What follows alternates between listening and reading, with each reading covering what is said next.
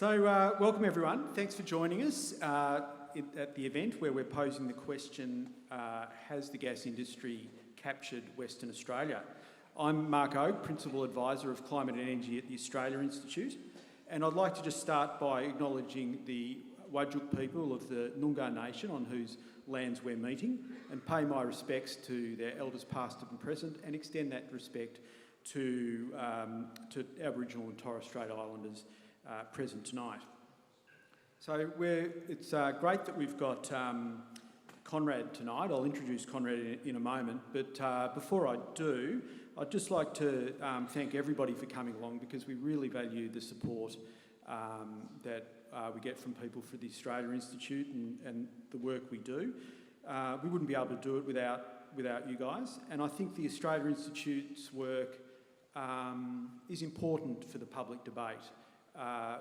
Particularly with the state of the media, all over Australia actually, but particularly in Western Australia, because there's enormous vested interest in the media that's available in Western Australia. So I think our work's really important, and if you agree with me and want to support our work, you can donate to the Australia Institute by going to our website.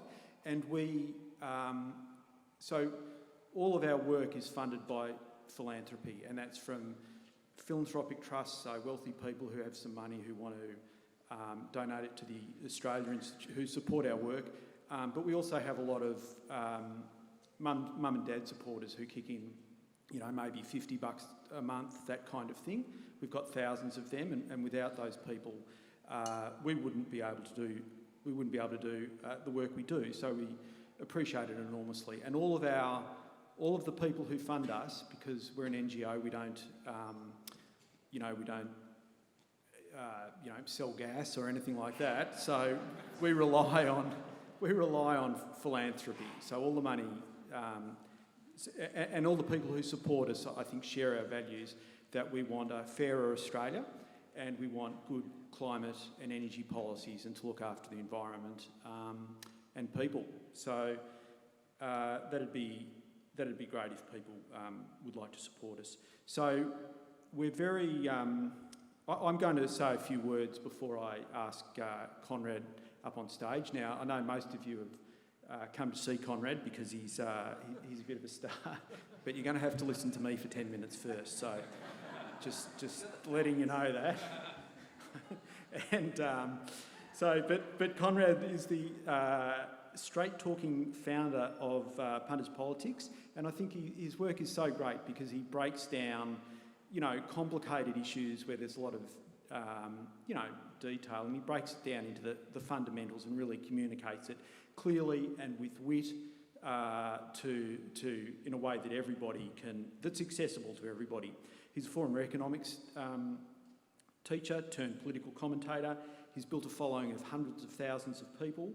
And his mission is simple: to give punters the knowledge they need to see through the corporate propaganda and hold politicians accountable.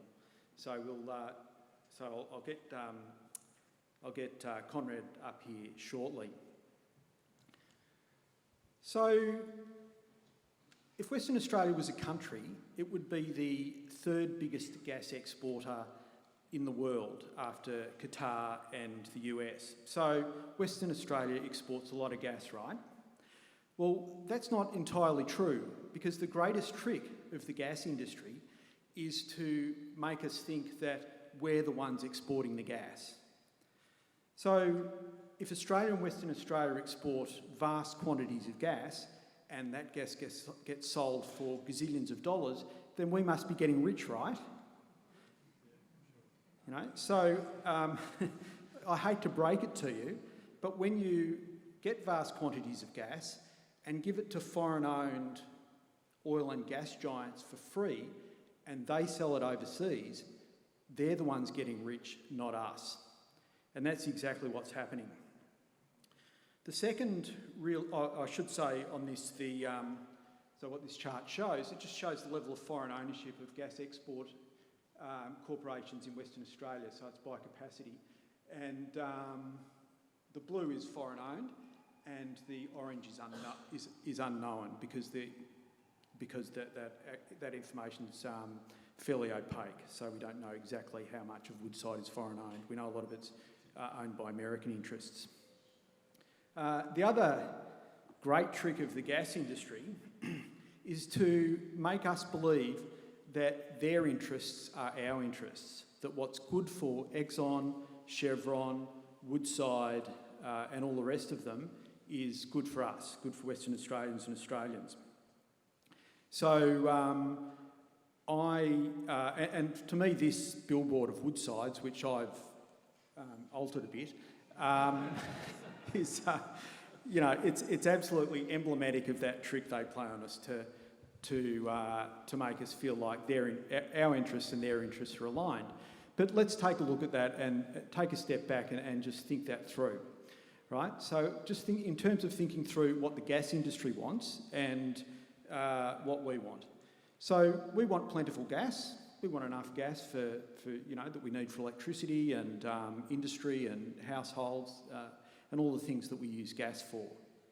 So what does the gas industry want?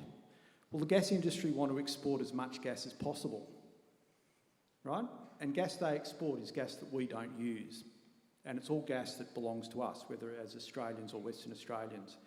The next thing that we want is cheap gas. We want gas at reasonable prices so that our energy bills stay low, whether you're a business or an industrial user or a household.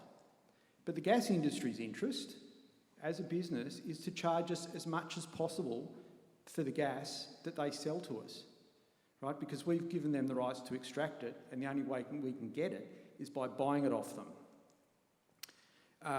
We also want to get, our interests are in getting the best possible return for our gas resources that these companies, we're giving the right to these companies to extract and sell, right?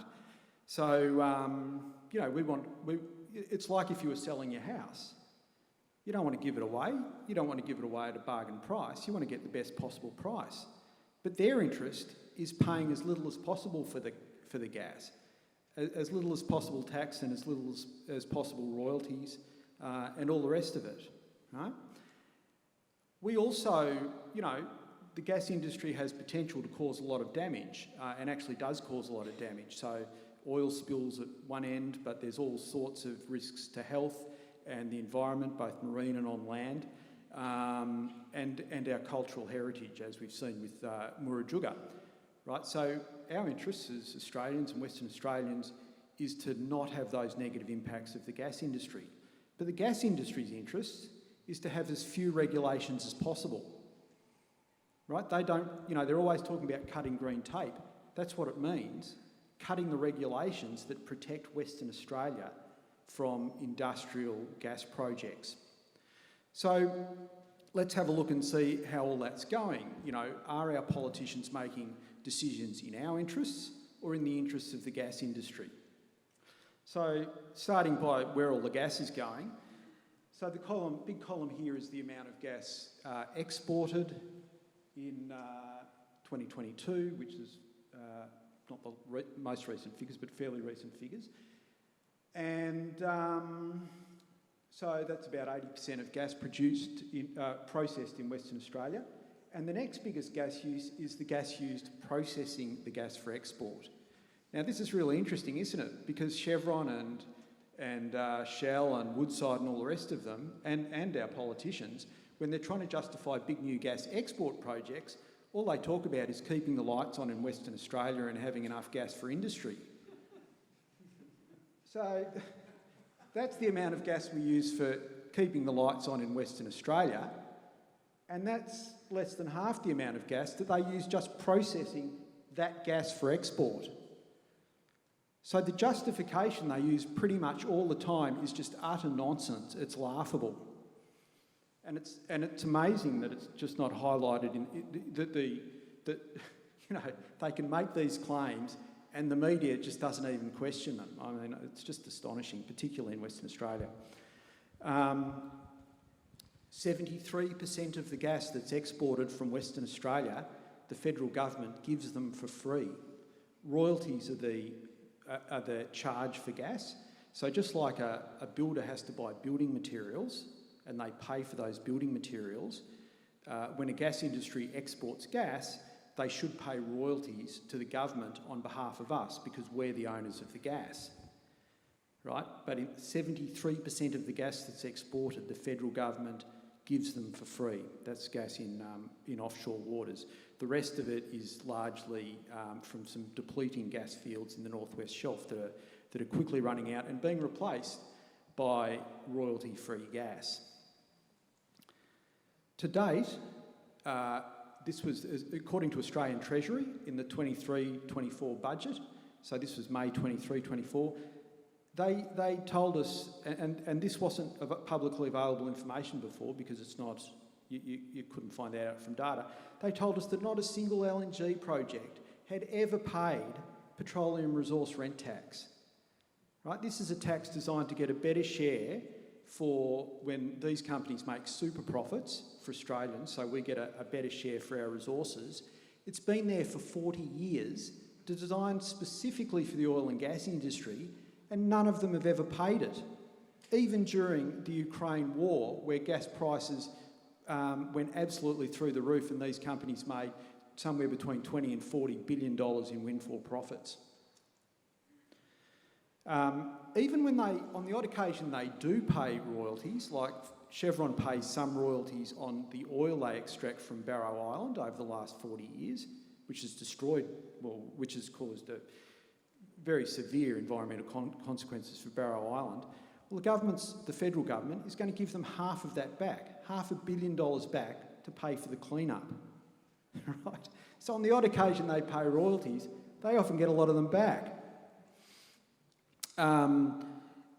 And extraordinarily, you know, despite the fact that we're exporting or using for export 90% of the gas produced, Western Australia is projected to run into gas shortfalls in the 2030s, and gas prices in Western Australia, despite the much vaunted gas reservation scheme, are projected to go through the roof. This is according to Energy Quest. The Australia Institute's done analysis of this, and the reason is basically Northwest Shelf, the Northwest Shelf extension. Because the Northwest Shelf is the biggest gas export facility in Australia. Every year it has the capacity to export more than twice the amount of gas used in Western Australia. And they're running out of gas because their existing fields are depleting, right? So they've actually got this is actually what this shows is 18.5 million tonnes is the amount Northwest Shelf is approved under the extension to export. These dark blue fields are the existing gas fields that are subject to royalty, that are depleting really quickly and will all be gone by 2037.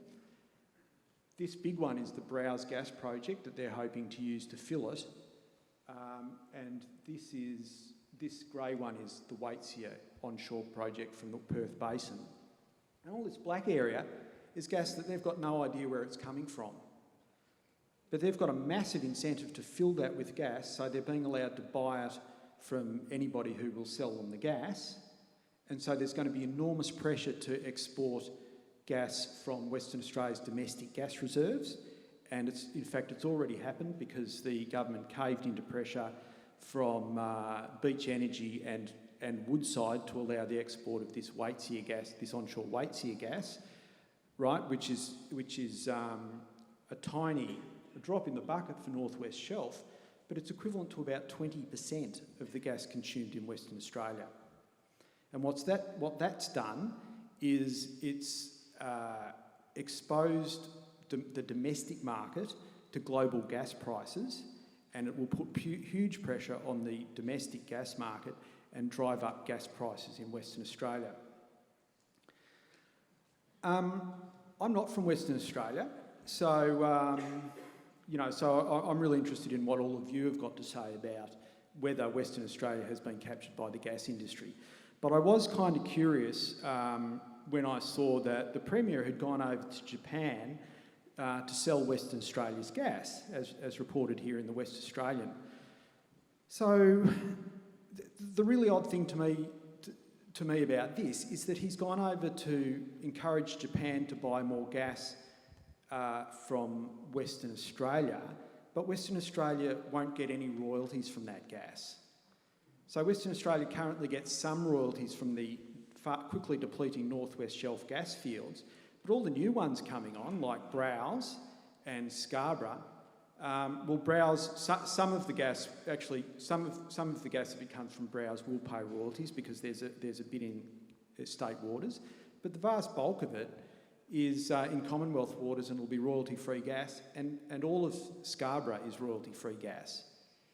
And all of the big offshore projects, other than the existing Northwest Shelf field, will all be royalty-free gas. So he's going over and trying to sell gas that Western Australia doesn't even get any royalties for. And the other amazing thing is, for all this talk about how it's helping Asia with it, helping Japan with its decarbonisation, Japan on-sells more gas than Australia exports to it. Right? It's just, you couldn't make this stuff up. And so I was going to mention something else there, but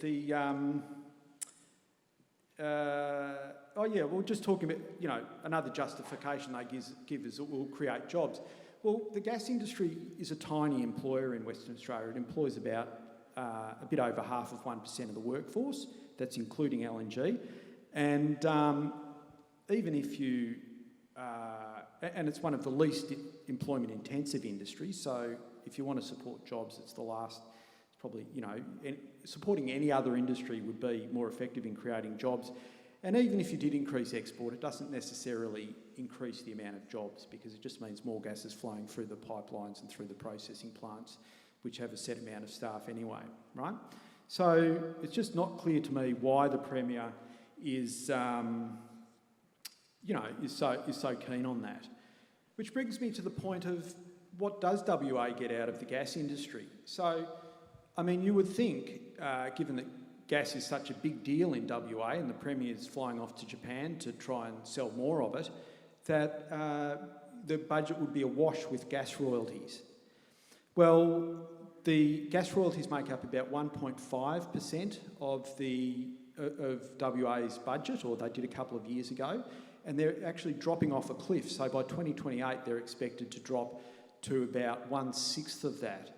So between 2023 and 2028, it's expected that the Northwest Shelf royalties, or the royalties from the gas industry that Western Australia receives, will have fallen by about 90%.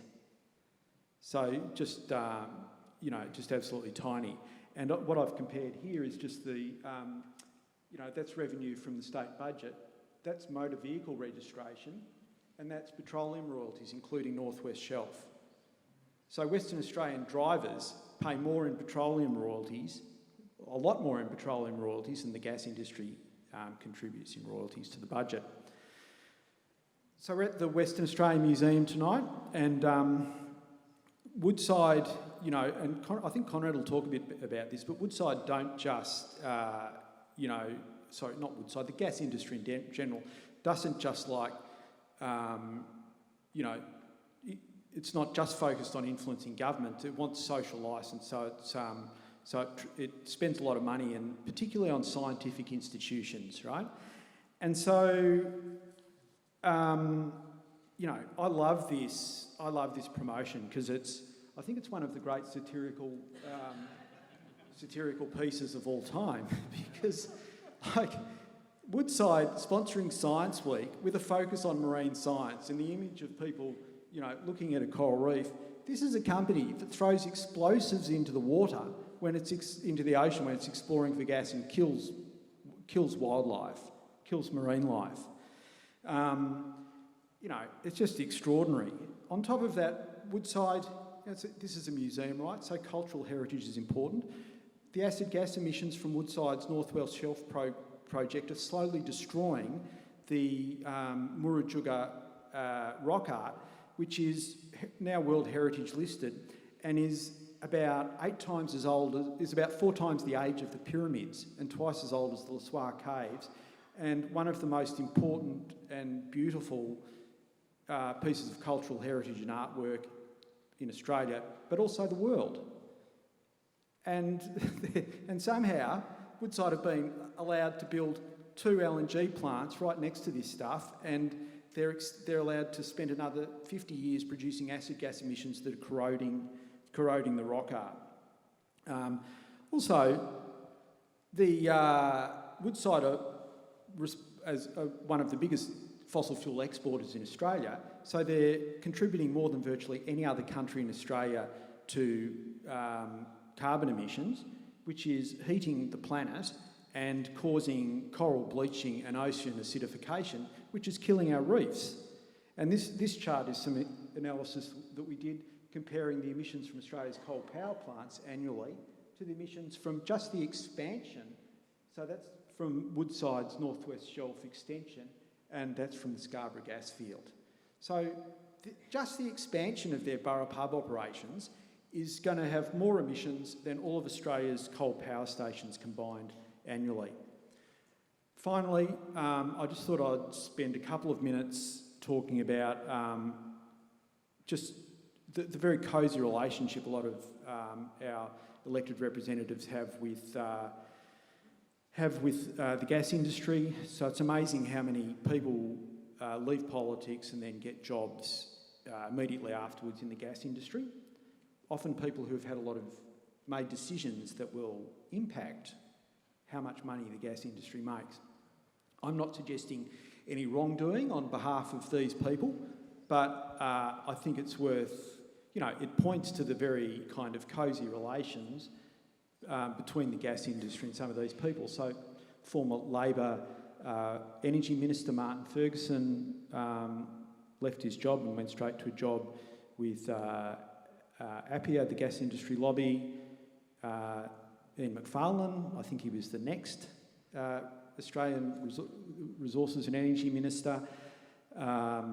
He's on the board of Woodside and also the head of the coal industry in Queensland.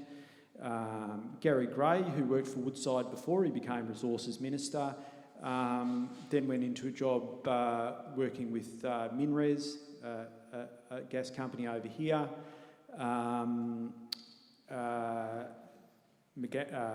Former Premier McGowan also became a lobbyist, and his lobbying included lobbying for the gas industry. And former Treasurer Ben Wyatt, I should say, is also on the Woodside board. So interpret that as you will. I'd like to now just introduce Konrad to say a few words. Thanks very much.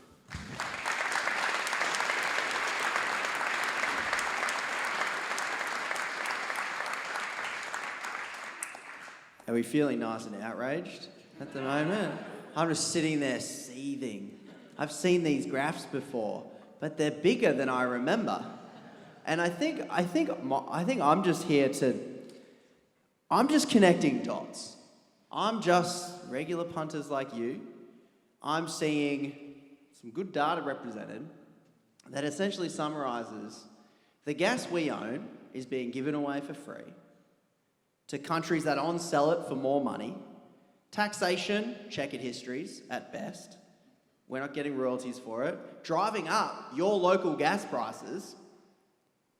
And then the blokes who made the rules, I'm glad we named some names. The list is longer, and then the staffers that work in these offices that are unnamed because we don't know who they are, but staffers are moving from this industry back into government. And I'm supposed to assume that us getting no money from this industry, giving our gas away for free, I'm supposed to assume that this is just a coincidence, guys.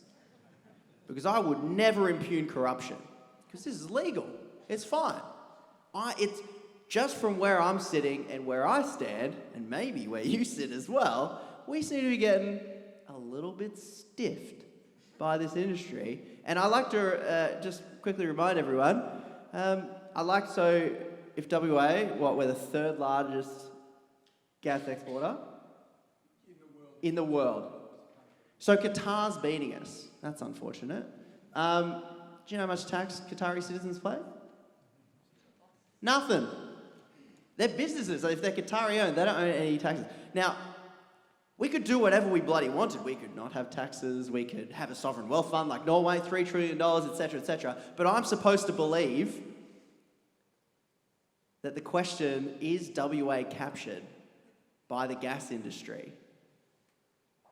The question seems more obvious, especially after all of those graphs. But it's all legal. This is totally fine. And I think I just want to say congrats to the Woodside Museum. Right? They're getting a bit of a paycheck out of this, so that's pretty good. You know, at least someone's getting paid. I jotted down some other sponsorship ideas for different industries. Because it's really cool. On Woodside's website, they're like, they've helped discover through funding, good on them, 700 new species. So it's so good that we can put a name to the things going extinct. You know? It's, you know, we get something from it. And then they sponsor so much. When you question what we get out of this industry, you guys don't get nothing, all right? If you're in Western Australia, here's what you get. Perth Festival, sponsored by Chevron for the last 18 years. WA Ballet, sponsored by Woodside. Fringe Festival, sponsored by Woodside. Science Week, as we've just said, Woodside sponsorship. Get them young, right? The Dockers, obviously. Freo. Chevron, Optus Stadium, a few naming rights. BHP and Rio Tinto, Cinefest, but that's mining. We'll come to them later. So that's what we get. They throw a few millions at us to just siphon billions. And that's kind of the game they're playing. I hear some other kind of, it's so normalised that here's some other suggestions I've got. You could have, just an example, we could have Pornhub sponsor Children's Book Week. Right, if we're going out with ideas, maybe help Pornhub family-friendly its image a little bit. Sportsbet could sponsor Kindy Mathletics, you know? Like, this is the level of absurdity after seeing all those graphs that they throw sports teams at us. And so half of it is like, is the WA government or is WA captured by big gas? I'll let you decide. But then the other half of it is, how do they buy us? How do they buy our consent? How do they buy us off enough to like not pay attention, right? Because all these things that they sponsor, you know, Writers' Festival, comedy festivals, stadiums, sporting teams, they're sponsoring all our sporting and societal and art and culture and history, all our Australian institutions, so that you can't criticise them without criticising your favourite sporting team or your kids' nippers team or whatever's going on. They just embed themselves into the psyche to the point where they don't have to make you agree with them. They just have to make the Aussie just go, yeah, but good game though. Good game. Yeah. And so that's kind of the other picture of it. There's the politicians half of it, and then it's just how they just buy all of our sort of consent there. So I don't know, I'm feeling a bit outraged. That's kind of where I got to. We're all getting stiffed. Anyway, thanks.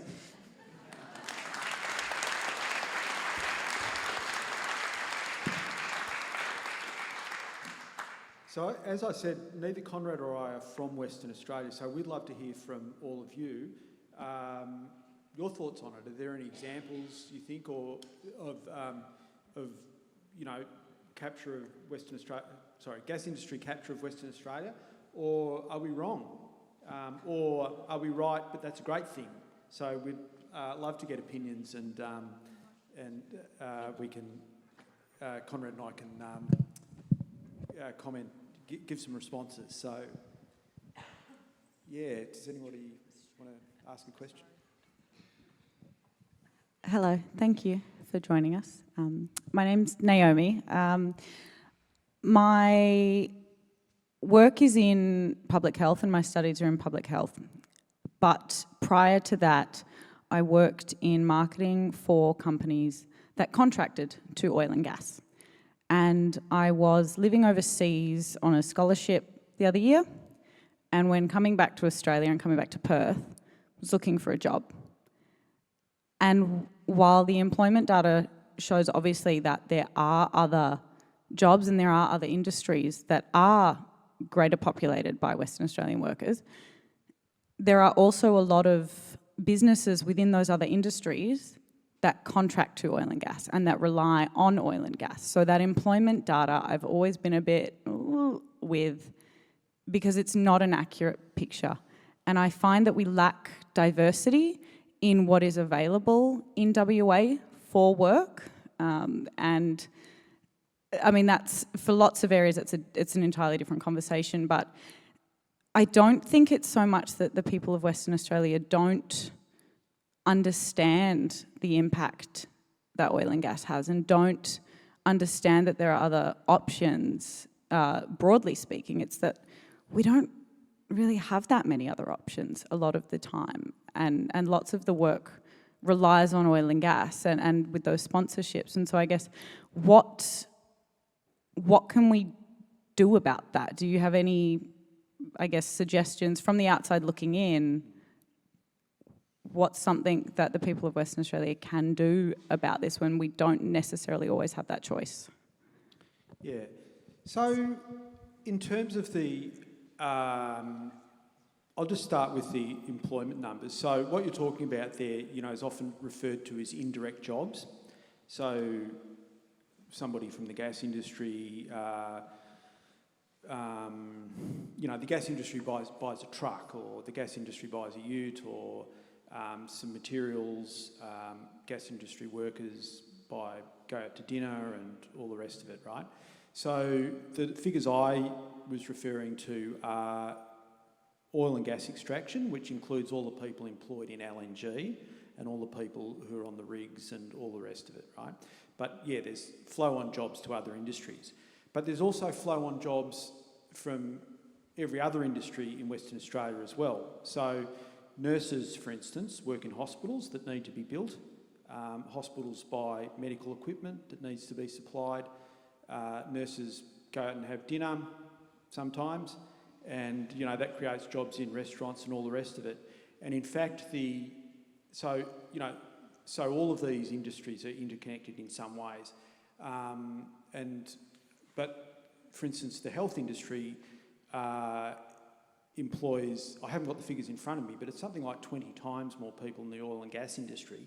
And then that creates, they have what you could call indirect jobs into the rest of the economy. Manufacturing, similarly, I think it's 15 times as many people as the oil and gas industry. It's in that kind of vicinity. Might not be exactly that, but again, manufacturing has flow-on jobs as well. So just one sec. The point I'm trying to make is if you said, well, the gas industry employs 3 times as many people because of indirect jobs, then you'd have to do the same for every other industry to compare properly, which would end up with a result of 3 times as many jobs as exist in Western Australia. So yes, industries are interconnected, but that gives a good comparison, and a huge amount of gas industry stuff is brought in. So for instance, those massive LNG terminals, right, they're designed overseas, they're built in Asia, and they're floated over and bolted together here. So yes, you have some, you do have some jobs here for people. I mean, bolting them together is kind of understating it a bit, but there's a lot of construction work, but the vast bulk of it is done overseas. So it's a bit of mixed thing there, but I think that chart I showed shows more or less the actual proportions of employment in the Western Australian economy, and that's ABS data. What does Western Australia do without gas? Well, in my view, as I guess I'm trying to explain, is that the benefits that flow through to Western Australia are vastly overstated by politicians and by the gas industry, right? They're vastly overstated, and hopefully some of those charts I showed there sort of make that point. But the big thing to remember too is that when you have the resources industry, it crowds out other industries, so you do become more dependent on the resources industry. It's well documented, it's called the resources curse, you can look it up, and part of it is that because for various economic reasons, it drives up the Australian dollar and means when you export other things like manufacturing, it's harder for manufacturing to export because they get less for it, so you get a contraction in manufacturing and other export industries. And the other thing is that most industries, it also sucks productive capacity out of the rest of the economy and makes things more expensive. And for instance, most industries build up gradually when they expand, but the oil and gas industry, and it's similar with the coal industry on the East Coast, they have a very small operational workforce. There's only a few hundred people at any given LNG terminal at one time, but the construction is the big thing. So other industries build up, and as they're gradually increasing, other industries like mechanics or who are suppliers build up over time. The gas industry just goes from like 0 to 10,000 workers, lasts for 3 years, and then drops off once this plant's been finished, and that's incredibly disruptive to the rest of the economy because those workers don't just magically appear. The gas industry doesn't train them. They get poached from the manufacturing industry and other industries where workers have a similar skill set, which drives up the cost of labour and materials for all of those other industries, and those industries contract, and so the more gas you have, the less of everything else you have. So when you get off the kind of, massive resource project sugar hit merry-go-round, other industries will expand out into that space. So a good question. Hopefully that response makes sense.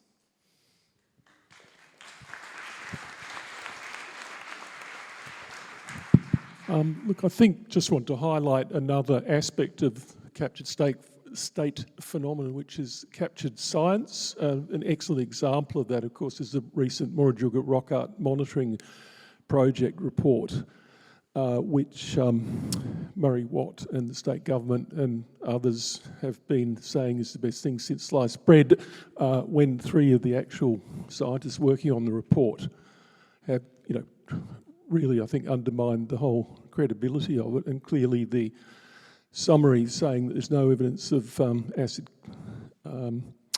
emissions doing anything to the rock art was clearly written by a West Australian bureaucrat in the Department of Water and Energy and so forth. And that's one point. I need to be polite here because I know there are archaeology colleagues in the audience, so I'll be as polite as I can. But a very interesting thing that Marion Wilkinson exposed quite cleverly in her latest quarterly essay, which I urge everyone to read, is the split in the West Australian archaeology profession between those who are convinced by the evidence that the acid emissions are having a devastating effect on the rock art, and those who are just completely rejecting that and saying, we've got all the science there in the Murujuga Rock Art Monitoring Project report.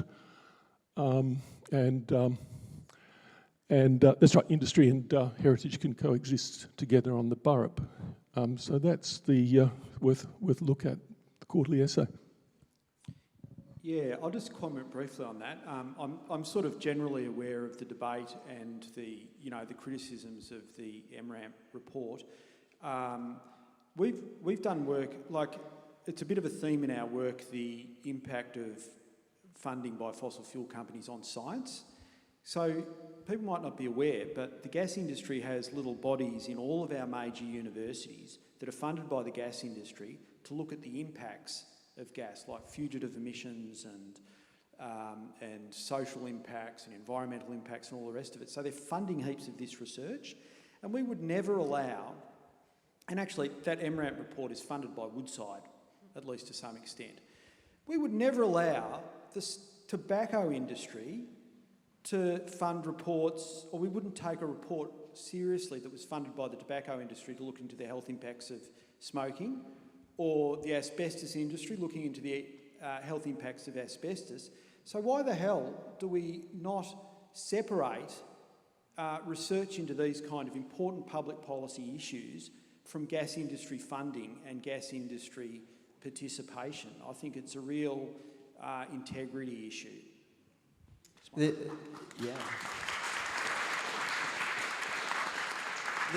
The other thing the pattern that I keep noticing is that the accumulation of this level of money, like those graphs, those billions of dollars accumulating into certain specific industries, you can see the influence it has on government rules. When the government make the rules that seem to somehow favour the best deals in the world for these corporations. But it is truly a toxic accumulation of money that the more I listen to smart people like you guys like talking about this stuff, it infiltrates not just government decision-making processes, not just, you know, what the general public might think about this stuff, but it poisons research and it poisons, because there's that much money, the best investment they can make is to rig rules or to influence government or influence science or to influence it, because if they influence it, their profit margin goes through the roof. Because they just adjusted this rule, got this thing, managed to swindle a deal where suddenly the royalties that they used to pay, which were not very big in my opinion, to zero, that's the best investment they've got. So this accumulation of money for me is this thing that I see, it's just a sinister cancer where they will funnel it into every institution that builds our society and can help us and make sure we have research that informs us and looks at the health of, you know, the everyday people, and they can just compromise it to the point where people are now, like, the bad side effect of this is that now in conversations you have people saying, oh, you can't trust science. And that is the externality that is being bought by, this is one industry that does it.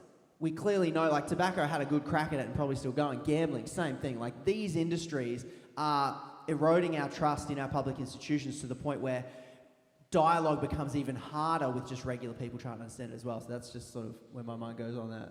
Well, look, you know, we really face this because we did work critical of an institution called Jazeera that's lodged in the CSIRO, because Jazeera often present themselves as the CSIRO, but they're the Gas Industry Social and Environmental Research Alliance, I think. They're an alliance between the CSIRO and the 4 biggest fracking companies on the East Coast, right? Looking at whether there's fugitive emissions and all of this kind of stuff. And they have an extraordinary amount of influence. They control all the science that tells us whether the impact is from the gas industry is good, bad or indifferent. And funnily enough, they always find there's nothing to see here, you know.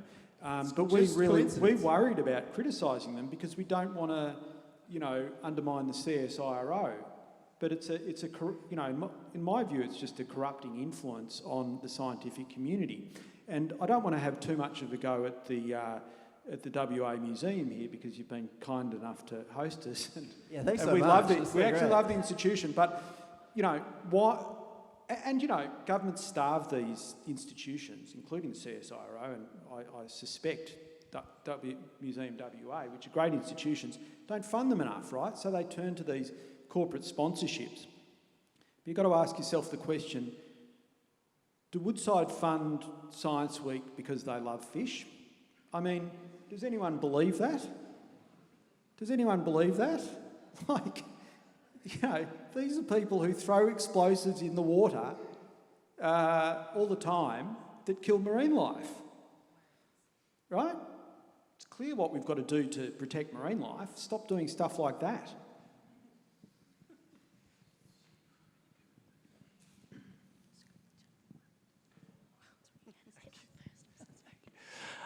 Hi, my name is Brendan. Hopefully you can understand my accent. There's a beautiful phrase that lawyers use. I'm not a lawyer. Res ipsa loquitur. Some will know it. The thing stands for itself. Has WA been captured by the gas industry? But it probably is a symptom of a much greater problem. We're talking WA, you're talking nationally, you're talking the gas industry. And then you get to the fact that this is not just something. You recently, Konrad, talked to Gary Stevenson from the UK.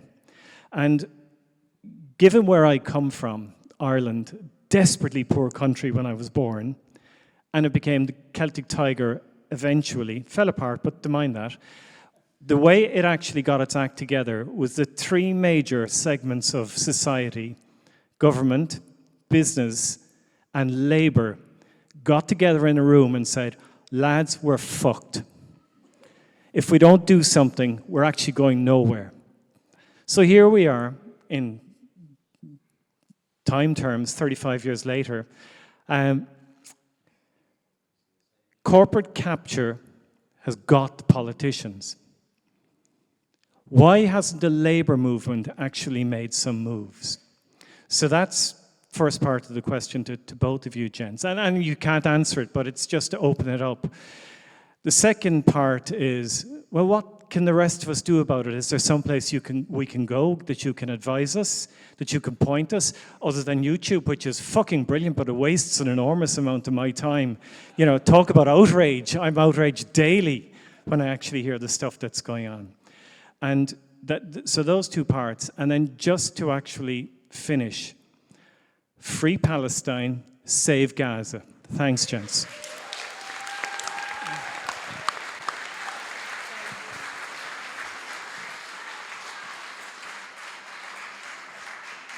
So, to your second part, you can speed up the YouTube videos, so save less time. And I think it's a good.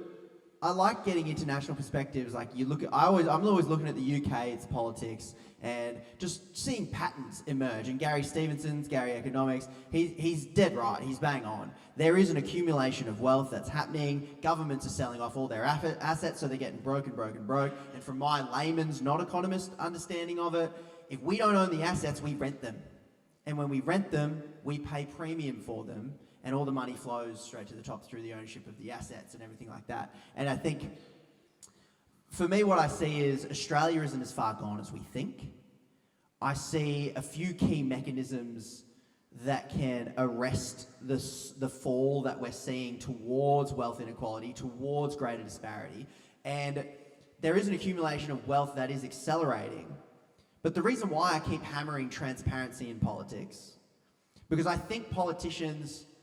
And, you know, I'm not that much of a political nerd as to why Labor hasn't been able to do it, but I think it's a power game.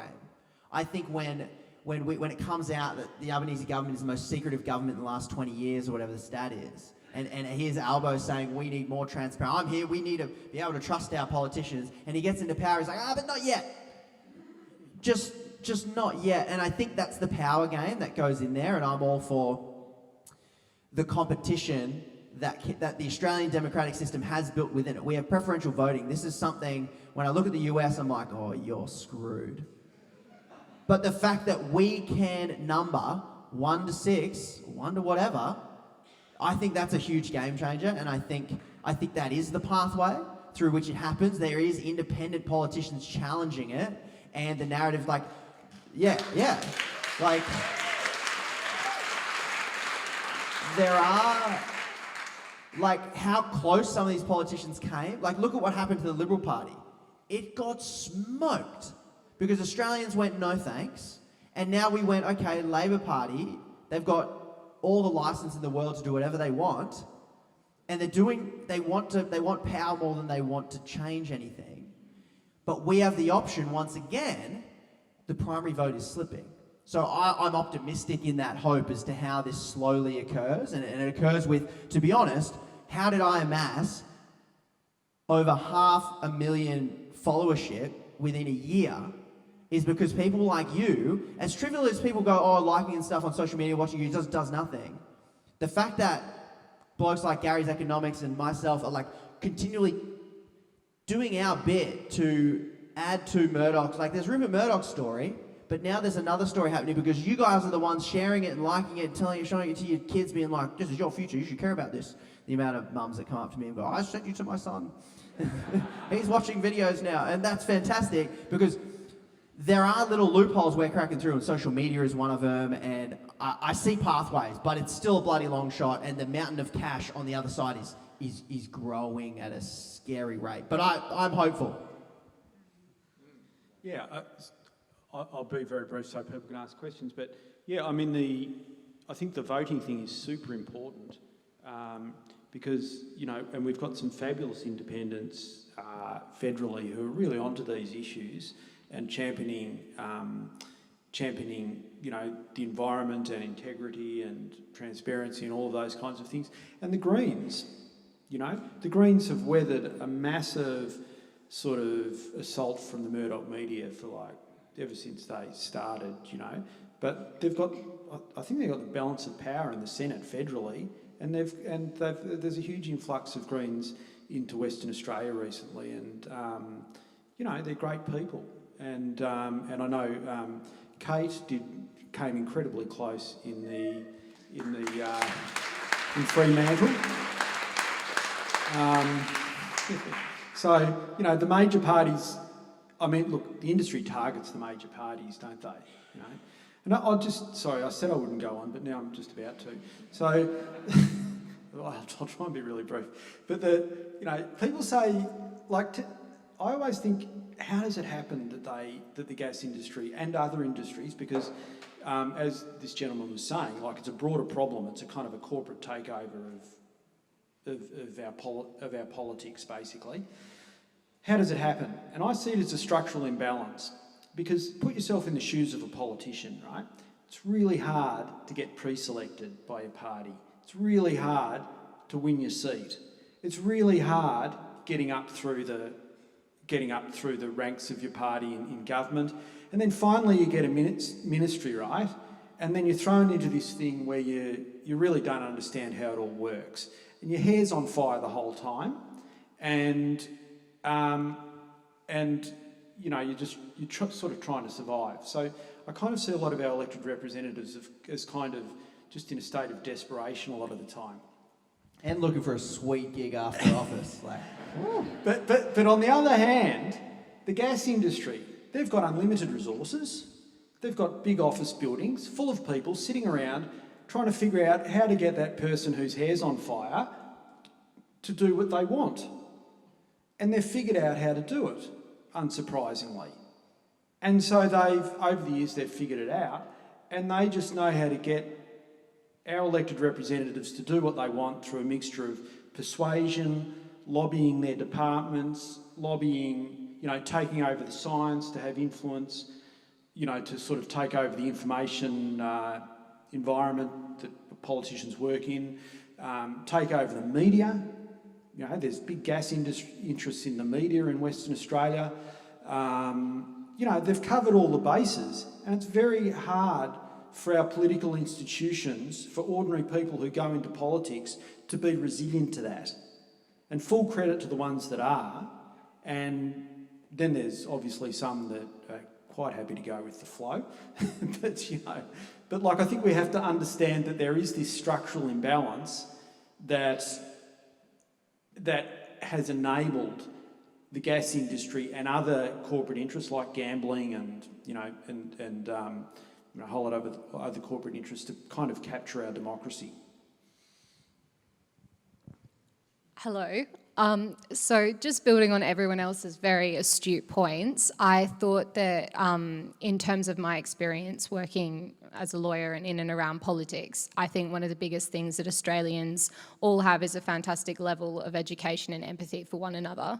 And I think in Western Australia, we have the benefit of a basic understanding that our economy and our state's economy is built off the resource industry, and that we are very connected to nature in a variety of personal ways, and we want to see that social redress happen in terms of how mining companies and oil and gas companies are using our state's resources, and how we can take the money and the profits from those resources to better our society. Part of the thing that I think Australians are lacking at the moment is a feeling of agency. We have a lot of big feelings and we have a lot of things that we want to change, but it's very difficult to translate the feelings that we have when we like social media posts or read articles or come to presentations like this. We really want a practical way of putting forward those feelings and thoughts and, you know, our education and understanding of these systems into action. One of the ways that I think that should happen, and the Australian Institute has a fantastic petition on that open at the moment, is obviously a sovereign wealth fund, which would make a lot of sense because it has been legislated in the Nordic states, and it's a I guess it's a well-known method of how to redistribute some of this wealth. So my question is, what is the Australian Institute doing other than opening that petition about a sovereign wealth fund? And is there any kind of lobbying or movement towards making that, you know, putting some pressure on lobbyists and political representatives about making that happen? And if so, who those representatives are, and whether or not it's just a state-based thing, or a national thing. I mean, it could be kind of a movement akin to the GST tax. Like, no one wanted a GST tax originally, and now West Australians are very passionate about having a larger share. So that's my question. Yeah, well, look, we have talked about a sovereign wealth fund, and we've talked about windfall profits, taxes, and all of those kinds of things, which are all ways of getting a better share for getting a better return for Australians from our natural resources. So we haven't really, we're pretty limited in what we can do because there's only so many of us, and we don't just cover gas, we cover all sorts of issues around equality and, workplace stuff and labour laws and transparency and all sorts of things across the economy. So a handful of people can only do so much. So we haven't recently focused all that much on the Sovereign Wealth Fund, but we definitely support a Sovereign Wealth Fund. But our focus at the moment has been, we feel people first need to be aware of how badly we are being ripped off, and how it contrasts with other countries that do have sovereign wealth funds like Norway. We have to make people really aware of that. So there's kind of a groundswell of understanding of it, and a petition is one tactic that we can use to demonstrate to politicians that people are concerned. So we take these petitions to politicians and say, hey, look, X thousand people are really concerned about this, you should be too because they vote. So we try and, our role is to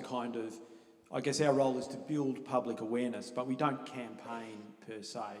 We try and persuade politicians to do the right thing, and we try and build understanding in the community through, really robust research on some of these issues. So, I wish we could do more on the Sovereign Wealth Fund in particular, but we have to sort of, prioritise what we do. I see like an ecosystem where I'm just new to this game. I only played politics for like 5 years. I didn't give a shit before. And then all of a sudden I'm like, wow, that's outrageous. And then now I'm looking at politics. But I'm seeing this ecosystem kind of develop, which is very decentralised. Like, we got the nerds over here crushing the numbers, giving good, solid research and data, and then you got someone who half understands it like me and goes, how do I get everyone else to sort of understand it? And I'm in the game of Rupert Murdoch. I'm in the game of convincing everyday people, here's what we should be thinking about, and here's the biggest problems in our lives. Because there's a reason why. I mean, once again, coincidence or corruption? I don't know. Somehow Kerry Stokes owns all the media over here, and somehow his gas mine gets exempt from some law, and he gets to pay less royalties than everybody else. Like, oh man, how does this happen? It's because it builds public awareness about these issues. So we've got institutions doing the research that has to be solid data. Like, I'm trying to show people the data is here, the economics is here, everything's there, and the numbers are good. And then I'm firing from the hip in 1 minute clips, trying to go, you're rich, they're your resources, and those are the bludgers stiffing it from you. And as it becomes like accepted wisdom, then other people step up and go, you know what, Labor dominates Western Australia as a political party. I'll vote for any party, I don't care, show me your policies and I'll show you who I vote for. But when there's no competition, they can do whatever they want because they're not threatened. And so then you get people on the back of this research and this messaging going, well, I'll run and I'll talk about that gas stuff. And then people go, yeah, I saw something online about that gas thing and I saw a graph on that thing. And it starts to slowly build these interconnected separate pieces building on top of one another. So you've got, yes, these petition pieces, and then eventually get this critical mass where eventually these established politicians go, well, shit, it's pretty bad look for me to stand in a BHP bloody high-vis vest or a tassel in Tasmania, whichever state you're in, to just be bloody an influencer. Like, all I could think when Roger Cook's going to Japan, he's an influencer. He's getting paid less than I would for that gig.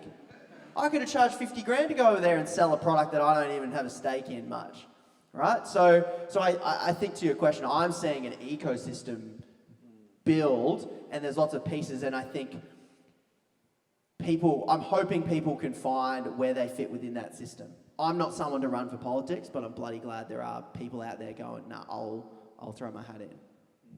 Yeah, and look, there's so many good organisations around that people can get involved in. I mean, I know Lock the Gate operate in Western Australia. The Conservation Council do a great job, and I know they work with volunteers. There's the Kimberley Group. There's the Greens Party. There's independents run building up campaigns. There's or if you're in a major party, try and influence the major party. Like, given the power of the Labor government here, I think it's really important that people are going to their local branches, getting involved and making their case for what they think is better policy and what they think we should stop doing. I think that's a really important thing. Don't turn your back on Labor, or the Liberal Party or whoever. Get in there and try and persuade them that they're on the wrong course. I mean, also, and if you don't think a bit of social media and stuff can be influential, I mean, a tiny group of people, these climate skeptics, have had a massive impact, and all they do is sit at their computers. Now, don't waste your life doing social media, but if you can... But like and subscribe. Thank you. I really appreciate it. But support good social media, like the fantastic stuff Konrad does, and the good material that's put out by all these really great. Push that information out there. I'm just mean, don't sit in a dark room and become a keyboard warrior. Open the window at least. Yeah, well, at least I'm just going to shut up now because I'm digging myself into a hole.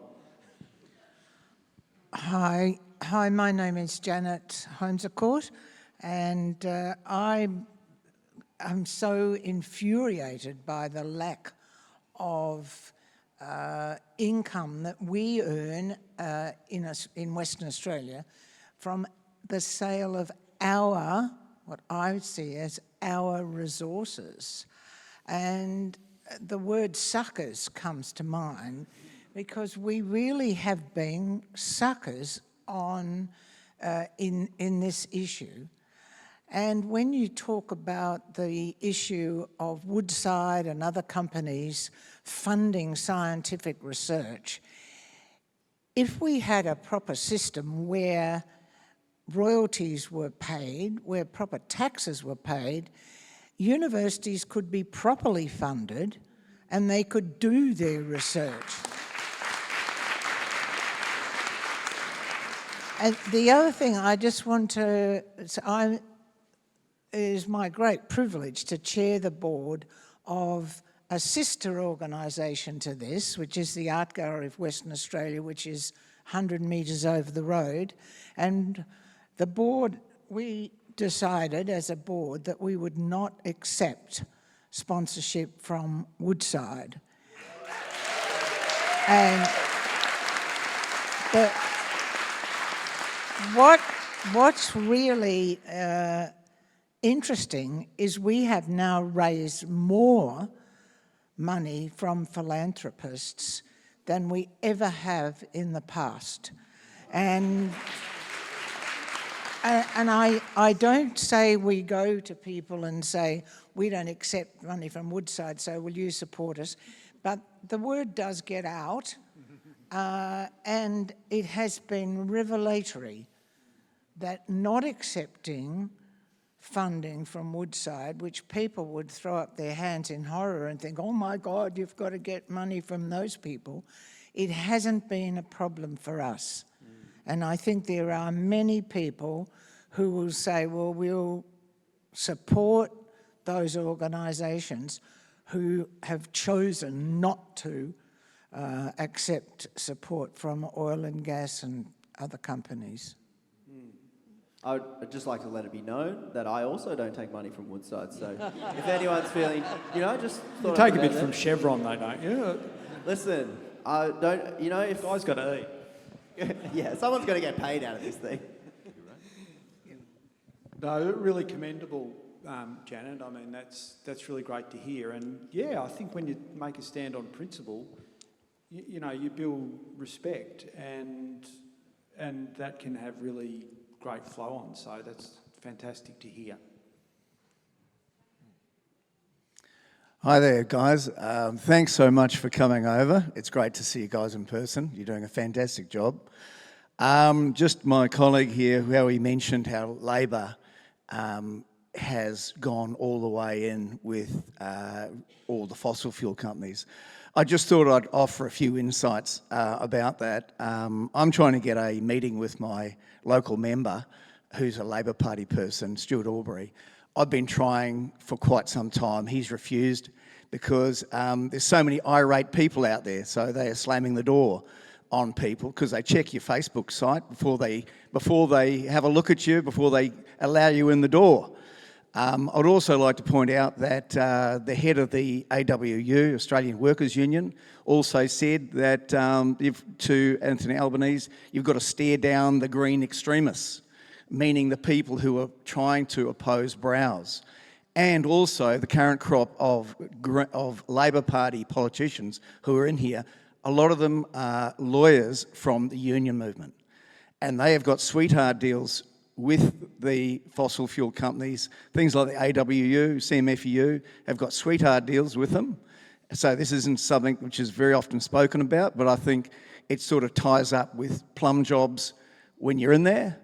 And then you get the lawyers who have come through from that, who are from that area and that union background, who are getting sweetheart deals from that as well. So, you know, there's a triangle there which is operating, which is unions, bosses, fossil fuel companies, and that's, and the Labor Party. And that's why they've gone all in. That's, it's rotten, right to the core. And we need to face it off, we need to do something about it. So you're doing a great job, and I don't know if you want to talk about unions. I mean, it's a verboten subject for most people. I love them, but they're actually backstabbing us. And I think somebody, it's got to be called out. Yeah.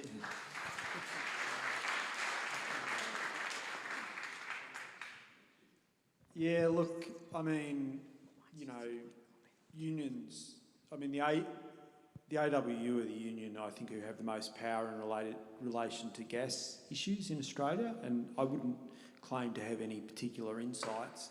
But I suppose, union power is around membership, and if they're representing the oil and gas industry, then they'll have more members the bigger the oil and gas industry is. But look, in the end, the oil and gas industry is a tiny employer, as I'm saying. I mean, we all see it as bigger because they're such high-vis jobs, The oil and gas industry are always talking about how many jobs they have, right? They bang on about jobs endlessly, right? The manufacturing industry employs 10 times as many people. The health industry probably, 15 or 20 times more people.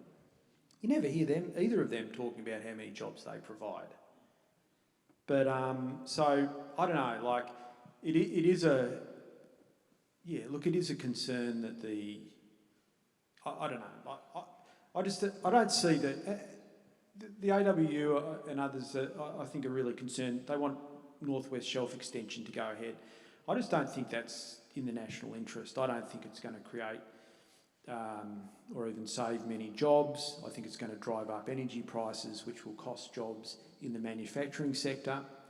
I think it'll leave Western Australia short of gas because it's going to be a huge vacuum cleaner that's going to suck up Western Australia's domestic gas.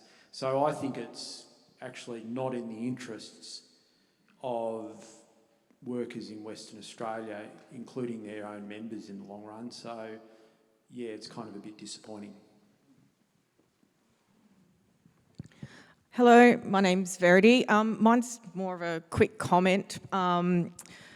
I know earlier you said that, Konrad's more the star, but I also just wanted to say that both of you together, with the information you provide, and Konrad, how you communicate that, was more than I could ever do in convincing one of my last sibling, to actually vote differently than my dad. So he's a FIFO worker, actually, in the mines. So I wanted to say thank you very much, because I've been a Green for ages, and I've convinced everyone else except my dad and him, and he finally was like, I don't know who to vote for. So yes, I don't know if other people are here because of that or know others who've done that, but I just want to say thank you.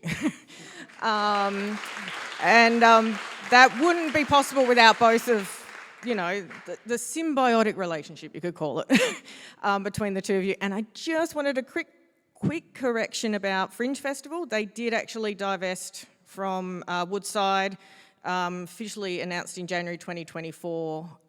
So yeah, they've also gone fossil fuel free. So. Thank you. Fact checks are very welcome. That's excellent. Yeah. Which proves you're not paid by Murdoch. That you know of. G'day, Konrad. My name's Will. I'm 17, so it's pretty amusing to see that like politicians can't wrap their head around the concepts that you're putting on social media, but a 17-year-old who like didn't even finish year 11 can. Thank you. To be honest, when I saw has WA been captured by the fossil fuel industry or the gas industry, I thought it was a rhetorical question because I'm pretty certain in my mind that we have been captured. And I think we just look at Murray Watts, who's just approved the extension to 2070, which is 2 decades past their goal, correct me if I'm wrong. That's abhorrent. Like, it's so clear. Like, how did that not go across his desk and go, oh, those numbers don't match up? Like, I think that just so clearly shows, and then you look at the donations and all these sort of things, the connection's clear. They're not acting logically, they're acting based on the donations they receive. And I think the fact that they've, you know, basically removed all the restrictions in terms of transparency for lobbyists. I'm so fucking keen to have the Punters lobbyists. That's going to be wicked to actually get people fighting for what we want and like keeping these cunts to account. Sorry. Anyway, thank you.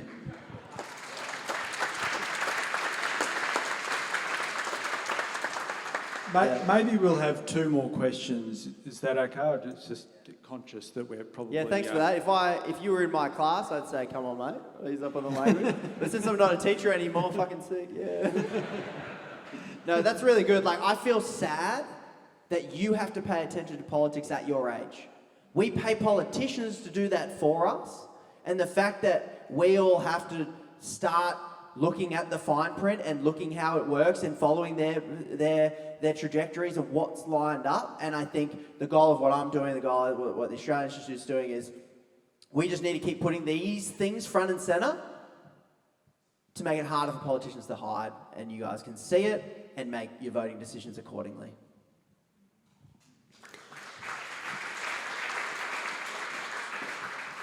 So thank you for the lovely insights you've given tonight. My question is around the legality of what's been done here in Western Australia. So I do have a bit of a background in the government legal aspects around the state agreements. So Konrad, you said in your introduction speech that everything that's happening is legal. And I think that that's one of the key concerns that I have. So let's just imagine ourselves in a perfect world where negotiation of state agreements does come up in this term of WA government, and that the WA government has the spine to actually look at what realistic royalties and what realistic payback actually looks like. What's your opinion of what our fair share should be? Well, one thing I just want to make clear, and it's probably, maybe I wasn't clear enough at the start. So gas that's within WA's jurisdiction, whether it's in WA waters or onshore, does pay some royalties.